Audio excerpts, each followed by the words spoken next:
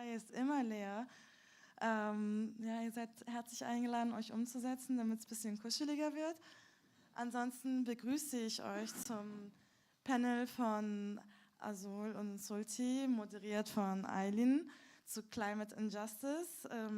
Wie ich finde, ein sehr, sehr interessantes Thema, mit dem wir uns alle sehr dringend beschäftigen sollten. Ohne jetzt viel zu spoilern, ihr werdet jetzt genug von Ihnen erfahren. Ich wünsche viel Spaß, einen interessanten Diskurs. Ja. Applaus für Aylin, Azul und Sulti.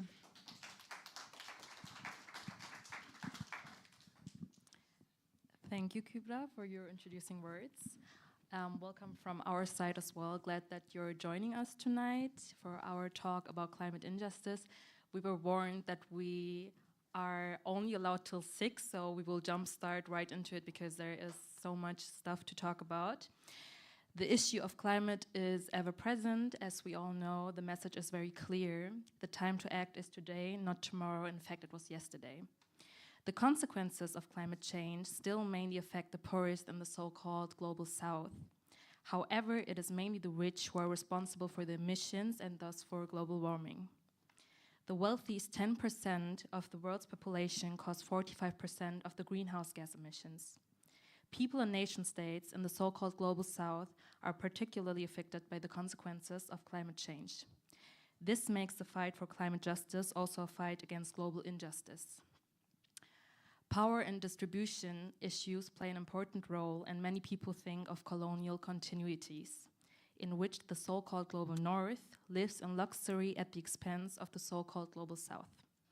However, if we look at the climate movement here in Germany, we hear little of an anti-colonial approach. So more and more non-white activists are therefore calling for an anti-racist, anti-colonial, and intersectional climate movement. So what can this look like? What specifically is going wrong in the current environmental movement, and what has to change? This will what we'll be talking about today with Azul and Sulti. Sulti, you're a Kurdish non-binary trans activist born in Kirkuk in south of Kurdistan. You became active in the disability movement and a group fighting for children and youth rights in Sulaimania in a young age. In 2013, you and your family decided to leave south of Kurdistan because of the war against ISIS and the political conflicts there. Today, you're living in Berlin and are active in the abolitionist, climate justice, and freedom of movement. You're part of Abolish Deportation Berlin and by POC for Climate Justice to respond to the structural racism in Europe, especially in Germany. Meantime, the asylum politics that lead to death of thousands of our communities at the borders, but also at home in the global majority. Thank you for being here tonight.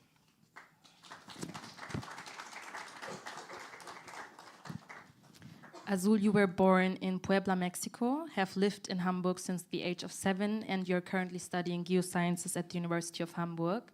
After graduating from high school, you decided to join Fridays for Future Hamburg and have been active there since the end of 2020.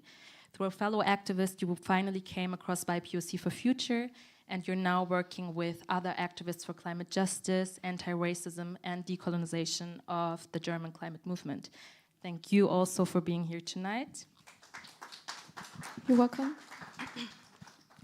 I would also like to introduce myself real quick. I'm Aylin. I'm co-host of the podcast Bound Burdick, and I will be moderating today's conversation. I consciously say conversation because I, as the moderator, don't wish to have the claim to be factual or objective, whatever that's supposed to mean. I surprisingly have an opinion, and I will showcase it as well. But I also have many questions, which we will start with right now. I would like to start by asking you both 2 questions to start with, which you can answer briefly. Sulti, if you had to describe the climate movement globally in 3 words, how would you describe it?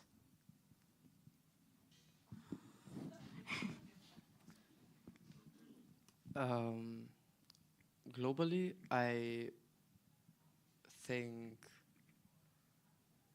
it's very hard to find like just 3 words. I think it's very hard to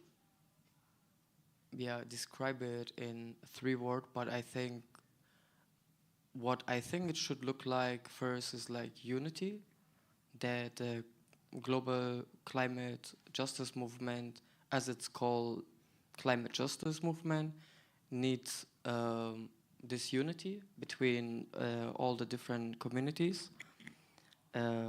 So unity is one of the word, and second is re-education and unlearning. I think because we have learned a wrong history, because always the stories was coming from those who colonized us. So I think we need re-education, so education, of course. And third is transformative justice, to transform the power dynamic between global north and global south. Thank you. You already mentioned a lot, which we will talk about. Azul, if you had to describe the climate movement specifically in Germany in 3 words, how would you describe it? It's also kind of hard, but and it's not really a word, but kind of wannabe climate justice, because it's not that just, it's not really about climate justice, just about like more about generational justice and not about like the justice between the global south and the global north.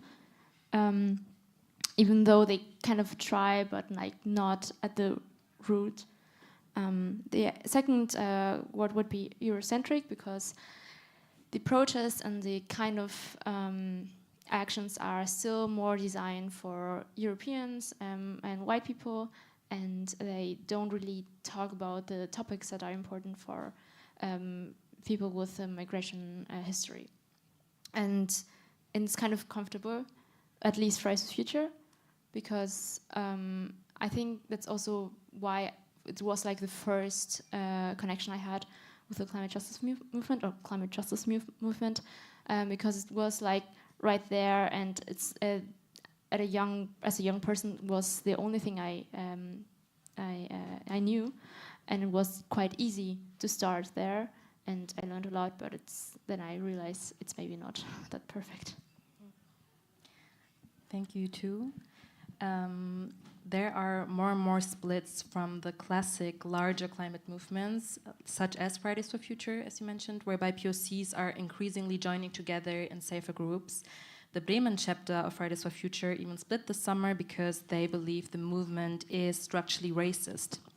An example of such a split is also the group you are organized in Azul by POC for Future. So what do you think is the reason for these splits, and do you agree with the thesis of the Bremen local group that there is a structural racism problem in FFF, but maybe also in other German climate movements? Yeah, I would agree on that. And I think when you start and you don't really, well, at least it was with myself, that when I started, I didn't really know much about climate justice. Really, I just kind of knew what I learned in school about like environmentalism, and it was very simple and not that deep. And when you start engaging in these groups that are mainly white, at some point you kind of feel like you can't continue your protest or your kind of activism, because they don't understand your issues. I once worked in the social media AG of FFF Hamburg, and there were often the conflicts that I wanted to post something about climate justice topics, but they said that we couldn't post that because it's not good for the algorithm, and people don't care about that. So at some point you are just kind of frustrated and start to search somewhere else. And so you can continue your activism and don't be like, you aren't doing what you really want to do and what you think is right. It's very interesting to be an activist during like the digital era, I feel like with algorithms and stuff. Like we also see right now who is getting shadow banned or which topics are getting heavily shadow banned. one point to counteract this, which is also often demanded, is that there should be safer spaces for BIPOCs or empowerment spaces, etc. In this movement, do you both think these safer spaces are enough? And if not, how could a further critical confrontation with racism look like?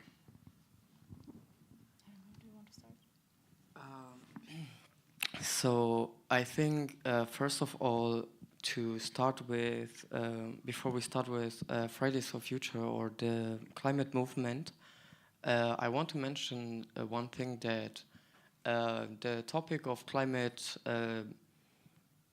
justice or like global warming is a very new topic here in Europe, while our people in Global South, our community, as this united community, I mean, like black people, indigenous people, people of color, back home are fighting for more than 5 centuries. And right now, you can see that how much this struggle, this fight, this resistance have been whitened within Europe, and how much we focus on a small amount of, or like a small area, and see this as that this is gonna save the world from global warming, without including those voices that they have maybe so much more experience, so much more, maybe even like having the solution, but not having the opportunity to raise their voice. And we have to also mention that people in Europe, or what I experience in the movement, people always become an activist because their friend is an activist, or because they read a book or something like that. But activism for us was always something that, like a survival mode, because we were facing the bullet, the gun, the bombs, and we had to organize ourselves to resist, to somehow save ourselves. And therefore, it's very hard to maybe compare the struggles or the resistance, how it looks there and here.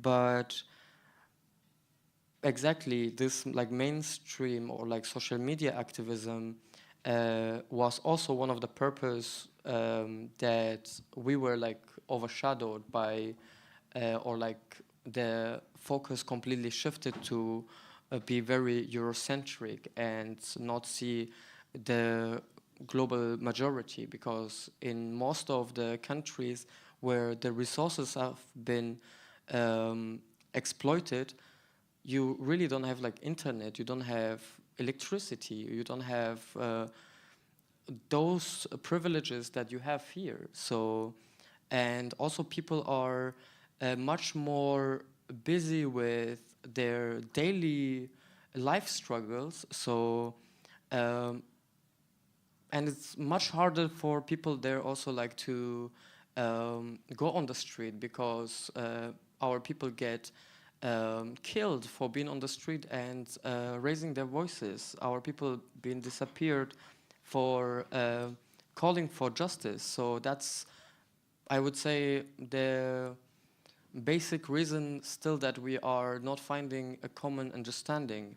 And if we want to work together, always there should be some agreement. And I sometimes have problem with the word safer spaces, because safer spaces need systematically to be a safer space, not that you are on a political camp and you have one tent which is safer space. This is not a safer space. The whole camp should be safer space. The people need to have this awareness, this education that, okay, I see you as a human, not for what you are discriminated for. I want to check my privileges and how I can distribute those privileges, how I can make opportunity for you, not only empathy, not only like feel guilt that, wow, what I experienced was so bad, now you have to listen to me. No, I think it's very important to change this power, you know, because this is also gives the white people power to, like to see always that you are the one who suffer, you are the one who's always the victim, you are the one who always been targeted by something and this and that. So I think we have to be very careful about the word safer spaces, because it's been used a lot, but actually you face a lot of discrimination in those safer spaces. Exactly. I think you explained it quite well, and I also, when I first heard the words safe space or safer spaces, I was a bit confused what it meant, and I think when you create this very künstliche, artificial, sorry, this artificial safer space, it's like not real. It's just in this small group, which is fine for the moment, but it won't solve like the real problem.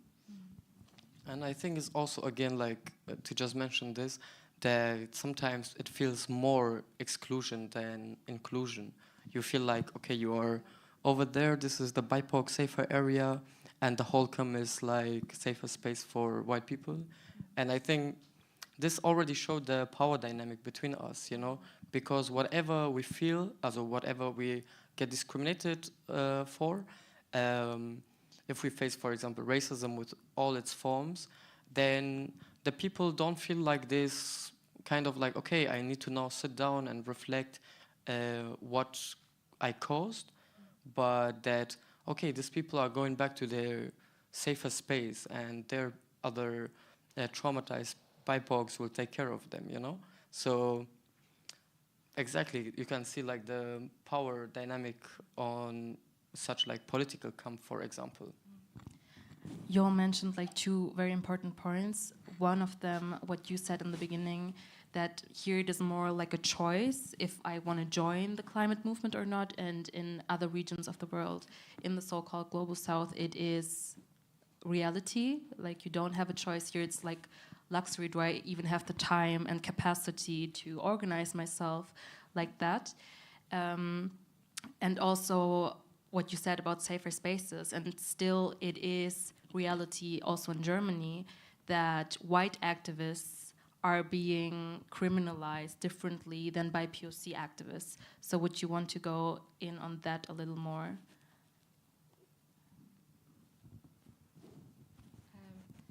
I think you can see the difference how these activists are treated when you look at how the people from the last generation are treated, and other like BIPOC people and activists, that the risk is just so different. If you are European or German activist from last generation, yes, you experience some kind of violence, which is not good, and it is still really bad, and this shouldn't happen. But like, there doesn't happen, as you don't have that much risk to do this kind of activism, because you can be deported, for example, or black activists may be killed by the police, or I don't know, a lot of other things. And if you're German, then you may be in U-Haft for some days and then you're free, and it's fine. But if you're marginalized, if you experience racism, you're just treated so different. And that's why I think many people who are BIPOC don't do this kind of activism. They even don't start to do that because they have so much fear to lose everything they fought for, or their parents fought for them years ago or generations ago. Yes, exactly. Like I think this is like one of the main thing that, in general, maybe before maybe Lützerath or Hambacher Forest, like police violence, for example, have been always like a issue that black indigenous people of color had to deal with. Like, if you are a racialized person, doesn't matter if you do activism or not, you will face racial profiling, you will face police violence. We have so many Einzelfälle in this country for even not doing activism, maybe for smoking shisha, you know. And for example, in Berlin, I live on Sonnenallee. You can see all the time there's like raids in the shisha bars and in the places where racialized people are just hanging. And when we come on the activism part, so you have this picture of the BIPOC, the criminal BIPOC, the terrorist, the BIPOC, this and that. And this is like something that, you know, like, this is the picture of the, like the pictures that the system, the government, the people have from us.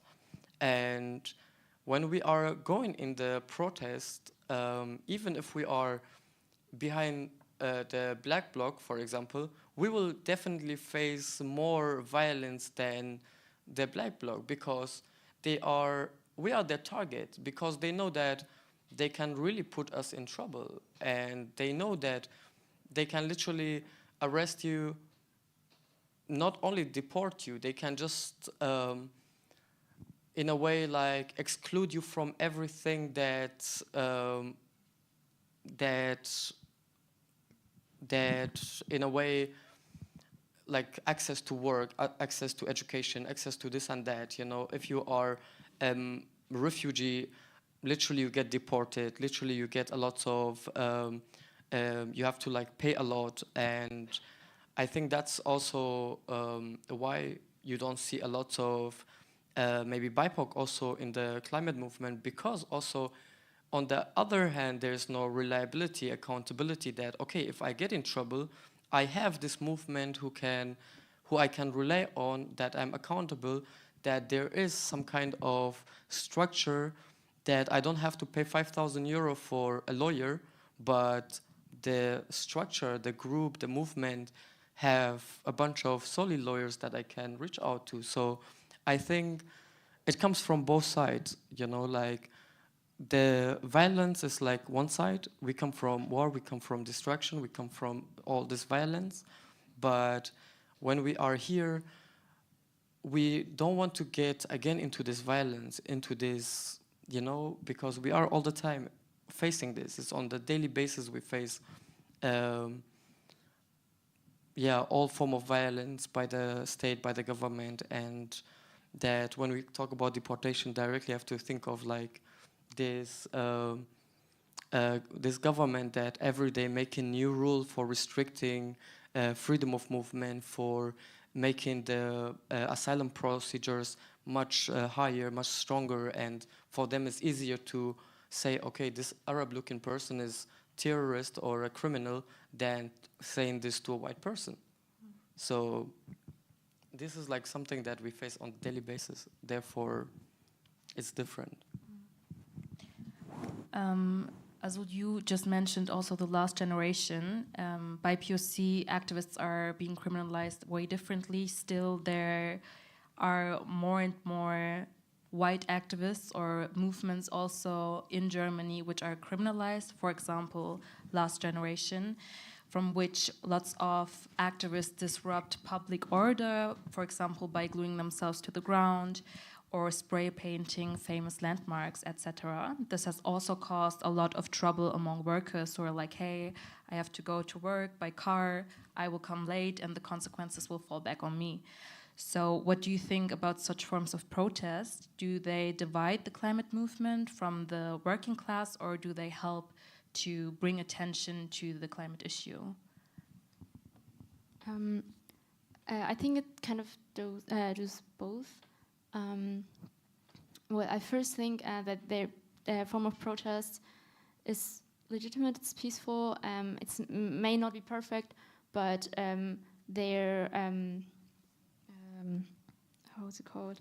Their theory of change is to disrupt, and that's why, and on this way, they can raise awareness on the climate crisis, or at least that something happens.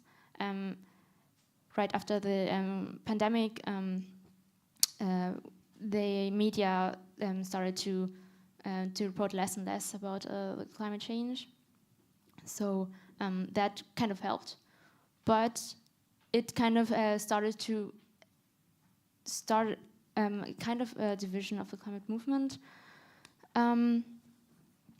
because of what you already said. And I think in some way it kind of, because white activists are starting to experience police violence, they may now kind of understand what BIPOC people and activists have experienced in the past, and it may lead to sticking more together, but also may not. I think it's too early to say what will happen.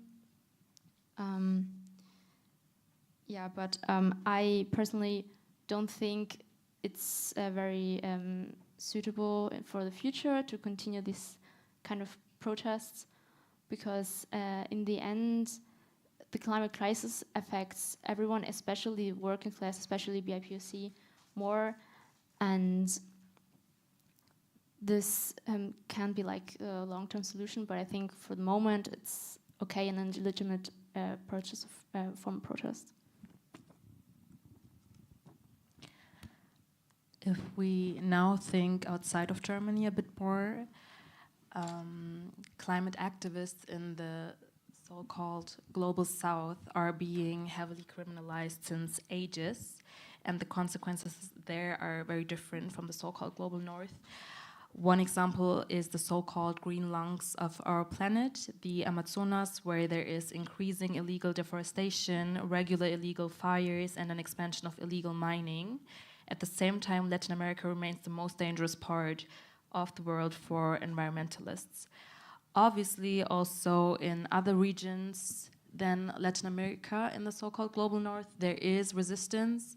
Here is an example of migrant activists participating in a land reclaiming protest in Indonesia, or here Adivasi women protesting to protect the Hasteo forest in India. Just showing some examples because we don't get to see any forms of that. Still, climate activism is attributed to the good West. There is a blatant white gaze. A good example of this is this well-known picture. Does anyone in the audience know this picture? Yeah, and also the original one? Okay. It is well known. It's a picture from 2019 with Greta Thunberg, Luisa Neubauer, and the original one was this picture with also Vanessa Nakate, a climate activist from Uganda. She, as the only black woman, was cut out of the picture, so the only 4 other white activists were visible. This is a good example of the white gaze. So how do you explain this? Oh my God. So I think, you know, when we talked about it, that maybe it's important to show this picture because it's also, this is what is going on right now, you know, that this shows that how much, you know, like we are always being cut off, not only the picture, but of the movement. You know, we have been always used as a token. We have been always used for resources, for informations, for building connection between the white mainstream activist and the global majority, and bringing us there as one person and still cutting off the picture. I feel like, I mean, this was like a few years ago, right? And 2020. yeah, so like now we are 2023 and there have been, I don't know, 200 something weeks of Fridays for Future, and still we are like excluded from this movement, you know, like I remember, for example, in Lutzerat in January, when Greta Thunberg was visiting Lutzerat to support the resistance there, we were literally couldn't meet this person while we were on the field fighting the police, fighting the destruction of this land because of the so-called mainstream activists, where Fridays for Future were completely taking this person from one place to another and trying their best to not meet us as BIPOC within the movement. And we face this all the time. We face this like in the COP, for example, in the climate summits, or like in the COP 23, 22, 24, and all this, that a few BIPOC been brought there with a lot of fight, with a lot of struggle, that those BIPOC even don't get a visa because of visa issue and all that. But then you see just white activists fulfilling the area and talking on behalf of the whole global majority without including us. Like, from experience, you see even like they use words, sentences that is just like copy-pasted, you know? But okay, I mean, like, we are here. You always confront us like, we don't have so many BIPOC. Okay, we are there. Then why don't you give us the space? I mean, we come from global majority. We come from global south. Like, we have also our own perspective. We can talk about our own struggle. We can talk about our own issues. You know, I don't need any other person tell my story. I don't want any other person to manipulate my story. I can tell my story.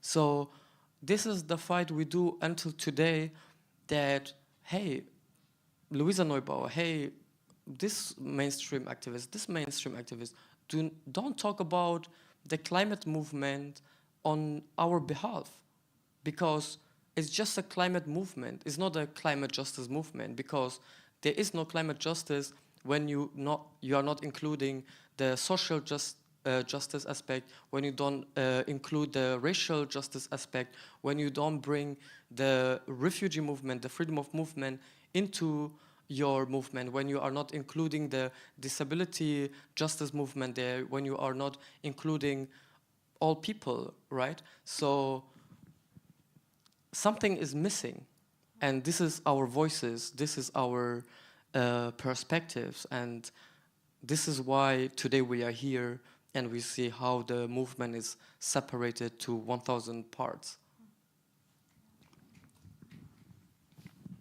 I also want to include one point, because I agree on all you said, but I think the media also plays a great role. I mean, this is a photo from the media, and I think in the media, I kind of obsessed to portray white climate activists as some people may not like this word, but they are portrayed as white saviors.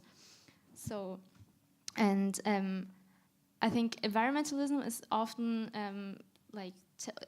told, or the narrative is very white, and that only white people, and it goes back to colonialism, that when Europeans who were Christians came to Abya Yala, to America, and colonized them, they wanted to free them from their very rare or whatever beliefs. And this is the same thing just today with climate, because the earth must be saved, but you need to save the people, not the earth. And they are still portrayed as the white people will save them because we have the money. White people have everything, so they can do that. But at the end, it's about people. It's about the people who are suffering from the climate crisis, and not the Europeans, who maybe some Europeans who don't have that much money, who are poor, who will also suffer from the climate crisis, but still not as much as when you are living in the global south, where these effects are so much worse. Also, some days ago, there were a Sturmflut in Rügen, in the North Sea, and it also destroyed some part of the beach. And I think 2 days ago, there was a hurricane in Acapulco, Mexico, and the difference are so big, like how it's destroyed in the north of Germany. There's destruction, but it's just, you can't compare it, how destruction is in the global south.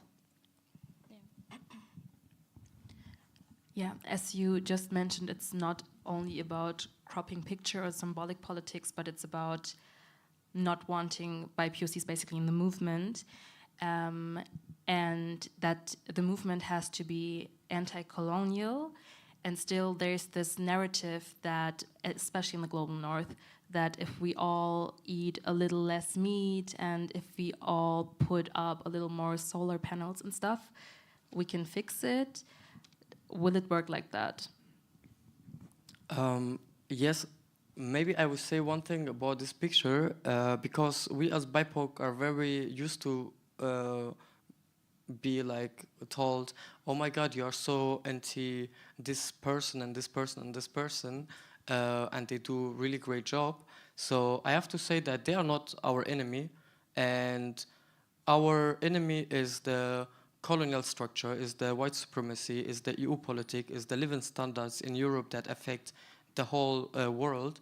And this is also what forced people to leave their homes, and because of war, because of the weapon industries and all that. So then to your question, I think it doesn't change so much, because if we see the process here that have been made by stopping, I don't know, 100 car on the autobahn, or occupying a tree and building a tree house, the process is too slow, you know, because we see that in Global South there's already like flood. We already see that there's earthquake, that thousands of people are dying, you know. So we need a faster way to fight for climate justice. So I think by just being like this, having a vegan lifestyle of like, okay, I go to the biomarkt and buy one potato for €5, that I don't think any migrant or refugee would have this money to live like that, because capitalism use every single thing that you think, okay, this is an alternative for change, you know, like pink washing, greenwashing. They literally, you know, like there's a phrase from Lil Sims, who's a rapper, that say if they would know that we have magic, they would put needle in our vein. So literally they would use everything to make capitalism more, or expand more capitalism. So I don't think we can fight capitalism with capitalism. We cannot fight fascism with fascism. We need really the space, the stage, and the resources to be given to those who are suffering the most, because they are not lacking somebody to tell their story, but they are lacking the resources. They are lacking those resources to do climate repair. We need to start redistributing our resources and reparation. And the reparation for me is like when you have Fridays for Future and can pay in Berlin, for example, for one day protest €150,000 and pay €80,000 only for climate-friendly spray can, while another climate group in Uganda or in the African continent cannot even get from one city to another city to do their activism. It's just unfair. And this is where the problem's starting.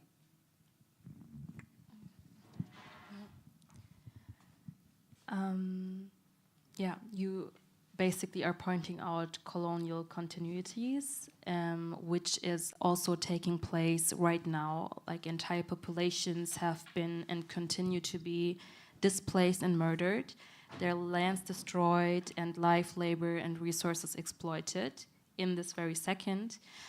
Last week, the Spiegel cover featured Olaf Scholz with the title Wir müssten endlich im großen Stil abschieben. Olaf Scholz, neue Härte in der Flüchtlingspolitik. Translated, we must finally deport on a grand scale. Olaf Scholz' new toughness in refugee policy. Sulti, you are also part of Abolish Deportation Berlin. How is the racist policy at the EU's external borders connected to the climate crisis? So I already mentioned why people are fleeing from their home countries, not because we have a fight with our family, of course, because of the EU politics, because of the living standards, I have to mention again, because of war, because of the industries of war and weapon industries and exploitation of the resources in the land, in the sea, in the air. And this is what forcing people to move from their home. And despite this, once they start moving, they have to face the border policies and border violation from wherever they come. So you have, for example, like an agency called Frontex that have been like that the EU state members have been working and putting all their money there, or your money, like your tax money, in their hand to build an army to deport, also to push back people and to criminalize and kill people in the sea and in the land, but not only around Europe, but also in the third country nationals, like in the Libyan Coast Guard, for example. And unfortunately, I didn't want to even put any picture there, but you can check it out on Instagram. You can, or on social media, you can see how people are suffering in the Libyan Coast Guard and getting threatened by Frontex. In Berlin, the state is giving giving permission to a company which is corrupt by, also giving permission to a company called Jürgen Harder, where they are building one of the biggest deportation prison in all Europe, and the government have to pay every month 315 million euro just for the rent to this company. Beside that, they have to pay, I don't know, 400 something million euro as when it's finished. So basically, they are using the politics right now that is going on with this genocides that happening with the war and everything to restrict the freedom of movement much more, building more violent borders, militarization of the borders, and all that. So they're already doing this, but we now experience that maybe it will increase as well, because maybe you have all saw in the media that if now you are appearing or walking by a Palestine protest, you are criminalized and you will get deported. So basically, you as a BIPOC, as a black person, indigenous person, as an Arab, as a Kurdish person, as a Turkish person, as a Afghan person, you will face this. Doesn't matter if you are Palestinian or not. Doesn't matter if you did something or not. So this is a mentality that have been growing since centuries. So it's not something from yesterday. And building this deportation prison is literally coming from the selective solidarity of Europe and European people, and from the ignorance of the people that they let this happen. And now we have to do something about it, because you will see in the next slides. But yeah, I don't have actually much to add. I think because you ask how it's linked to the climate. One point that is quite important is about climate change and migration, that people who are refugees from countries that are really strong affected by the climate crisis maybe want to migrate to Europe or Germany, and fleeing or from countries that are affected from the climate crisis and are destroyed and aren't even more suitable for living is not recognized as a legitimate Fluchtgrund. Sorry. So that is also a point where we need to change something about that, because the people will come, and we can change anything about that besides trying to not make it worse. But this will happen. And I think also the issue of having a notebook which decides on that you can have the possibility to to move freely, that if you have German pass you can, I think, go to 100 something country without visa, I think. And if you have I don't know, for example, Kurdistan don't have a passport because we are occupied and colonized, but if you have any other country's passport, you have to face this border violation. So it's again this segregation, this division between, okay, we are, as they say, not human, we are uneducated, we are uncivilized, we are this and that. So, like, somehow something is wrong, you know? I feel like we are somehow going back to fascism, and this is not black indigenous people of color's responsibility to fight fascism and European border, but European people's responsibility, because they are going back to fascism. They are going to face very horrific things in future. So therefore I think it's everybody's responsibility, not only BIPOCs to fight borders because they are crossing the borders, but those who have the privileges to do something about it, because most of us, like 25% of this country, which is migrant and refugees, cannot vote. So you can vote. But so you have 70% of this country fulfilled with Nazi and right wings. So I think something is wrong in this country, which is that maybe lacking of perspective, or maybe guilt, or maybe, I don't know, like, why do we want to go back to a time that we now literally victim blaming every Arab for it, every marginalized and refugee for it, but still we consciously vote for AfD. We consciously vote for right wing. So I think we need to do something now, because tomorrow is too late, because we already suffer for more than 500 years and we refuse to suffer for so much more. So therefore, I think unity and community building based on education, based on agreements, need to happen, and it needs to happen now, because we are in a very, very critical moment of history, and we are writing history. And if you want to this be your history again, we have pictures of like 1939 to now. I don't know if any of you want to actually go back there. So exactly, we need to do something. And I really, really say this, that you panic to do something, because it's very necessary, and include BIPOC voices there, because we are fighting the same enemy. We are no white people's enemy.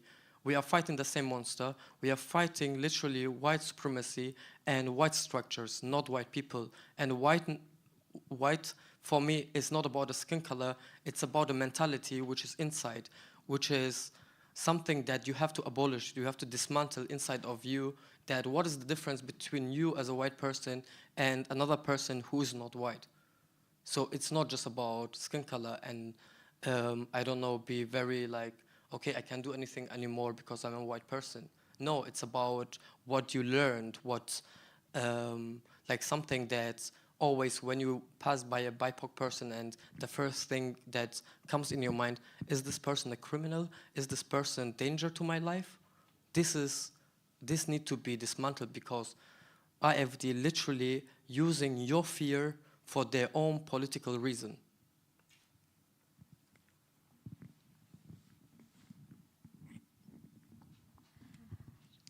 These were pretty fucking good closing words, actually. I will just jump over a few questions because the time is very limited, and I feel like you're closing it up with this statement pretty well. Saying like that basically education is important, especially if we come back to us people living in Germany, when we ask ourselves, okay, what should we do here? Like we all agree on the fact that it's not on an individualistic level, but it needs to be tackled on a systematic level. Still, there is responsibility for each of us living in the so-called global north. Azul, maybe if you also want to share thoughts on what is the responsibility of each of us living here, or basically what we should do with that responsibility. So how could that look like, maybe? Educate yourself about all these problems we are facing, because without education, we're like doomed, I think, because then you don't know what you're doing when you're voting for the AfD or even the FDP. They're not really good. So yeah, and take action and look what you can do, because every person has maybe some kind of limits, and it's okay, and it's okay to not cross your limits, but like just reflect on what you can do, and if you can support other people who are willing to take action, but they can't because of some barriers, because of politics or whatever. Just take your voice, take your strength, and use your brain, and take action also in the small circles with your family. Talk about these topics, because I think many people know about these problems, but they live with their parents in one household who are thinking totally different, and they are also the people who vote too, and have this power in the democracy, and yeah, like vote, protest. You can also boycott, which is like really not a hard thing to do, and yeah, I think education is very important. Yes, just the last thing that I want to say is very important, that exactly education, but also to not lose yourself in such stuff. For example, I know many people can relate to books or read books, but sometimes they come out without any decision, and I think it's about practical. So maybe ask around, because I think, as I mentioned, that we need each other, and we need each other, that we are to bring humanity back to humans, you know, in a way. We need each other to take each other's hand in these moments while we are facing such critical moments. I think this is very important, and it's very important to think that, or think in a way that whatever decision you make when you are voting, even, or if you're not voting, that any decision that comes out is not only applying on you, but applies on people that they have no privileges. And not only BIPOC are suffering also from the violation of the system, but also a lot of people that daily, that we see in this cold winter that we approach, forced to live on the streets. So that we see also the police are violating their rights, and even if they lost their home, they cannot even find a corner to sleep. So I think all this are not only facing us, it's facing us first, but be sure that you will be next. As I mentioned before, that always police violence was something that BIPOC had to face, but then we saw in Lutzerat how they violated everybody's right to protest. So, and we see it now in Berlin, in many other places in Germany, how they are even arresting children. So they are even not standing with their own standards. So I think it's just important to re-educate ourselves and learn and start decolonizing us and decolonizing spaces, and not only show empathy, but give opportunities to those who need opportunities. Period. Thank you both for the input. We want to bring your attention to one last thing, which Maybe you can talk about Azul? So we have talked about this before, about voices of Black Indigenous people of color, and the next COP, it's called Conference of Climate Change by the United Nations, is going to take place in Dubai, and as you told, that many BIPOC people are just excluded from the movement, from this climate movement. This is a chance to bring these people, which voices are needed to be heard, to the places where the decisions are being made. So there have been established a link where you can donate money. So the people, like activists, often don't really have that much money, especially if they don't live in Europe or in other countries where you get much less money for the same work as people are doing here in Europe. So yeah, you can donate, but you need a credit card or debit card, so it's not a PayPal link.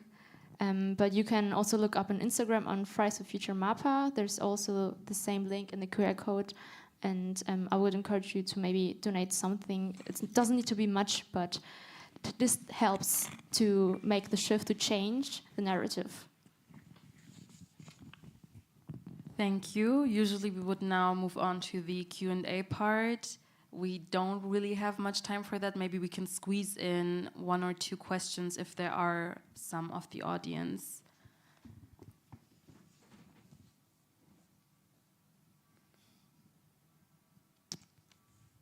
Okay. You can also find the 2 of us at least later on outside if you want to chat on anything in particular. Thank you for your attention, and yeah, that's it from our side. Thank you. Thank you.